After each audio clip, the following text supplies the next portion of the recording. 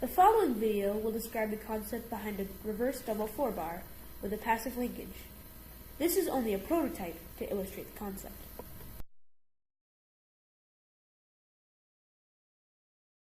Let's start with a tower which could be attached to a drive base.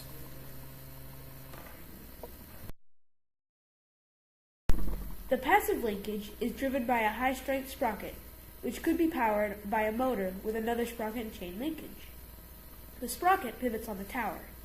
In an actual assembly, the axle of the sprocket would need a second point of contact to avoid cantilevering. The other end of the lower 4-bar pivots on the movable tower. The top 4-bar is mounted to a 60-tooth gear, which pivots on the movable tower.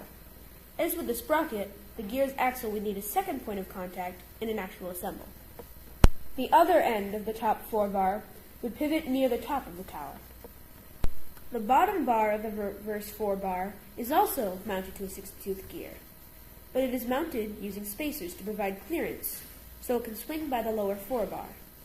The gear pivots on the movable tower, and also would need its drive shaft to have a second point of contact.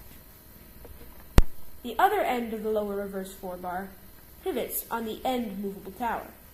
This tower is where a manipulator for the game pieces could be attached.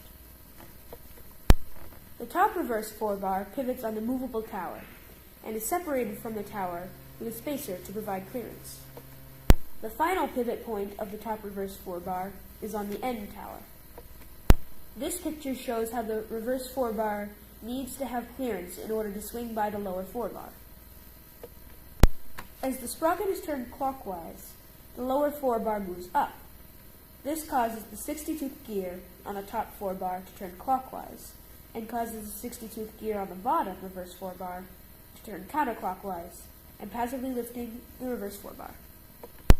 Fully extended, the reverse 4-bar achieves a fairly linear motion and gains significant height, without the second pivot point being powered by a motor.